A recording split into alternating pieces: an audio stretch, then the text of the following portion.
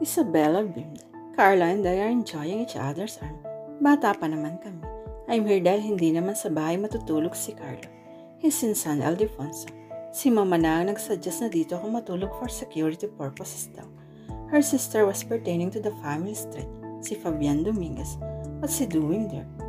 If my memory serves me right, yung proyekto ng paaral ni Amanda ang aasikasuhin niya. Naguluhan siya. Personally, ang inaasikaso ang construction sa paaral ng bulihan. Nawalaglit lang sa utak niya dahil sa nasusuungang problema. Ngayon lamang uli pumasok sa kanyang isip. May nahahalaw siyang sagot, ngunit mabuti muna niyang usisain ng kapatid. Paano nalaman ni Carlo ang proyekto ng paaralang pinagtuturuan ni Amanda at bakit siya ang mag-aasikaso? Ako ang dapat naroon and eventually lead the construction. You should answer it by yourself, Bernard. Napipilan siya. Nang makuha ay nagsalita siya. Amanda wanted to avoid me, right? Marahang tumango si Isabella. Si Amanda mismo ang nakiusap sa aming mag-asawa. Natulungan siya sa pinamumunuan niyang proyekto ng paaralan. But I obliged myself na tulungan siya. Somehow umaasa pa rin siyang may ibang dahilan si Amanda kung bakit bigla na lamang itong nagpatulong kay Carlo. Subalit nag-uumpisa pa rin sa kanyang isip ang katotohanan. Gustong putulin ni Amanda ang komunikasyon nilang dalawa. Sa ngayon nga naman hindi na siya nito nung makikita. Naghimagsik ang kanyang damdamin. Hell, hindi niya matatanggap ang bagay. Na iyon, admit it, Bernard, you are hurting. Wika pa ng kapatid. Napabuga siya ng hangin. Ano bang masama kung aaminin niya ang katotohanan? Isa pa ang nag-i-interrogate sa kanya ay ang lab psychologist na kapatid niya. Yes, pag-amin niya pagkatapos ng sandaling katahimikan. Then fight for her. Napamata siya rito. Seryosong expression ang nakabadha sa mukha nito. Mahirap gawin ang bagay na yun. Mapait na tura niya. Napailing ang kapatid. Then I can say that you don't love her that much. Nainis siya sa tinura ng kapatid. Of course I love her. Ba't ayaw mo siyang ipaglaban? Naguguluhang saad ni Isabella. How can I fight for her gayong siya mismo ang sumusuko sa pagmamahala namin? Gusto niyang panagutan ko si Tricia. Nakaramdam ako ng galit kay Amanda sang isuhestyon niya yun sa akin. But this was automatically gone and she touched my part dahil sa maiinis niyang rason. Ayaw rin niyang lumaki ang sanggol na magiging anak ko kay Tricia na walang kikilalaning pamilya. And I bet na naikwento na sa iyo ni Carla ang buhay ni Amanda. Ang paglaki niyang walang maituturing na pamilya. I knew that I'd led her to that decision. Nanlulumong paliwanag niya. Now I understand her kung bakit umibig siya kay Carlo.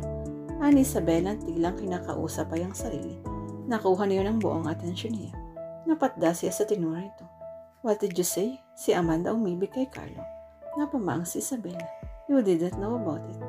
No, nahulog siya sa malalim na pag-isip at automatic ang bumasa sa kanyang isip ang tanawing nakita niya sa simbahan sa kasal ni Isabella at Carlo.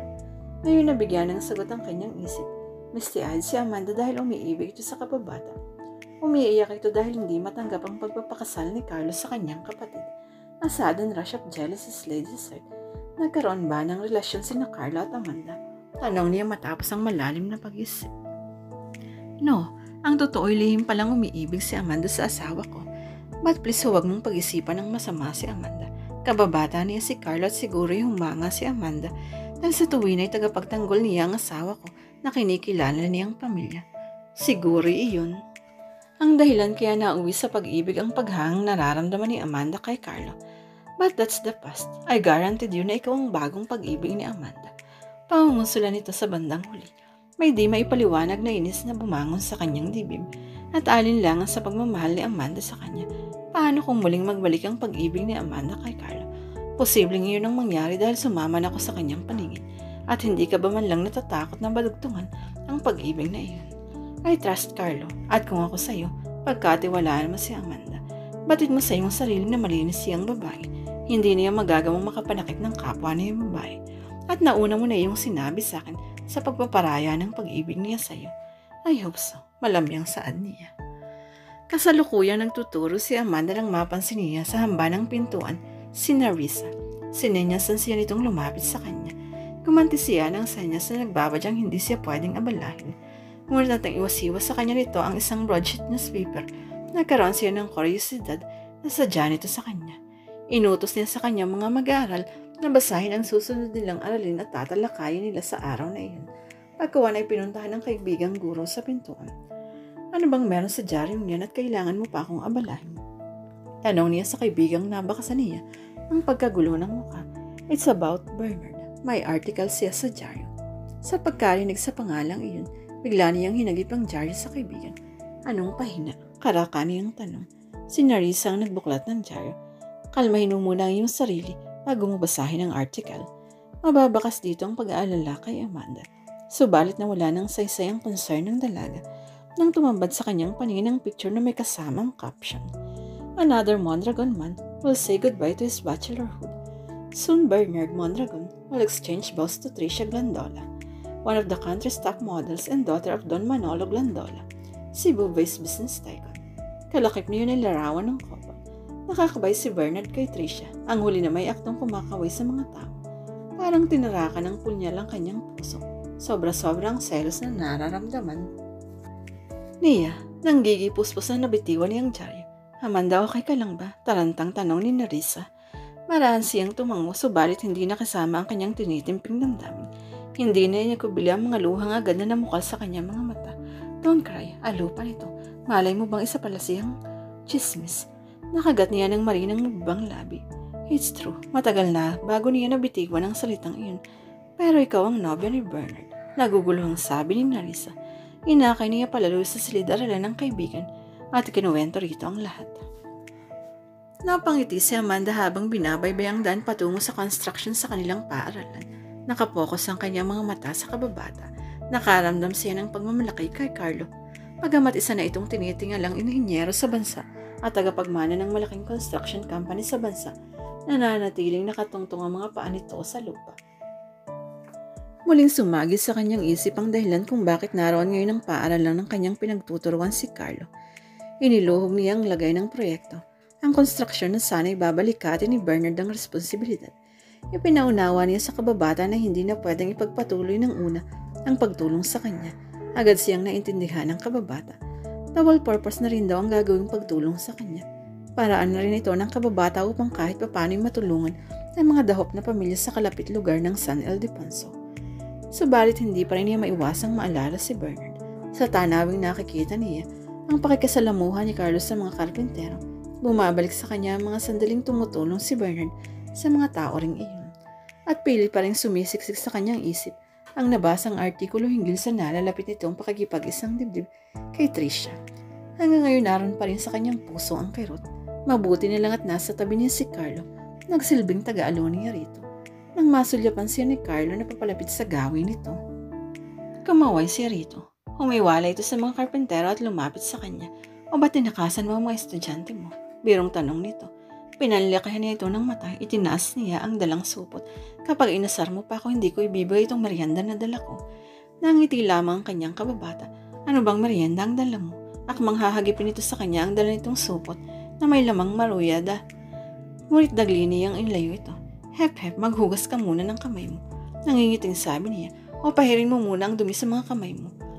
Napakamot ito sa ulo. Ikaw talaga ay ginagaya mo pa nang maliliit pa lang tayo. Maiitim mo akong mamamatay sa gutom kapag hindi ako sumunod sa iyong kalinisan. Napahagikik siya. Yun naman talaga ang intensyon niya. Bigla na lamang sumagi yun sa kanyang isip nang dalhin niya ang merienda at hagipin nito ang supot. May angal ka ba? Muli niya itong pinandilata ng mga mata. Pigil ang pangiti. Wala po, mamrabing alkohol. Hinihit siya ng tawa. Paano ipinaalala nito sa kanya ang solterang guro sa sekundaryang paaralan na pareho nilang pinasukan? Si Miss Borreo na may habit na kada isang oras ay ugaling maglagay ng alkohol sa buong katawan. At ginagawa yun ng guro nilang lookalike na Zoraida sa harap ng kanilang klase. Katwiran nito ay allergic ito sa dumi at umaaling-bukay sa loob ng silid ng paaralan. Saglit lang na pinunasan ni Carlo ang kamay nito ng panyo. Pagkuha ay walang babalang paklit na kinuha sa kanya ang supot. Ikaw talaga hindi makapaghintay. Naiiling na wika niya. Sa talagang gutom na ako. Isa pa nasasabik na ako sa mga luto mo. Huwag mong sabihin hindi kayo pinagluluto ni Isabela dahil sasabunutan ko ang iyong asawa. Kwento niya sa akin ay nilalagyan ka ng bilbil sa katawan. Pabirong wika niya. Wala naman akong sinabing hindi ako pinagluluto ng mahal ko. Yun nga ang katunayan kahit madali akong magutom. Anitong hinimas-himas ang tiyan. Nangiti siya ng maaninag ang pangingislap ng mga mata ni Carlo. O siya doon tayo sa lilim ng punong akasya kumain. Sinulya pa niya ang puno na sa lilim at may konkretong mga upuan. Kahit papano'y napasaya siya ng binata sa pagsasalo nilang iyon ng merienda. It covered the ache she felt inside. Napawi ang siyang nararamdaman niya nang mapansin ang figura ng isang lalaki na papalapit sa gawin nila. Pumilis ang pagtahip ng dibdib niya. Ikinurap-kurap niya ang mga mata. Baka naghahalusinate lamang siya.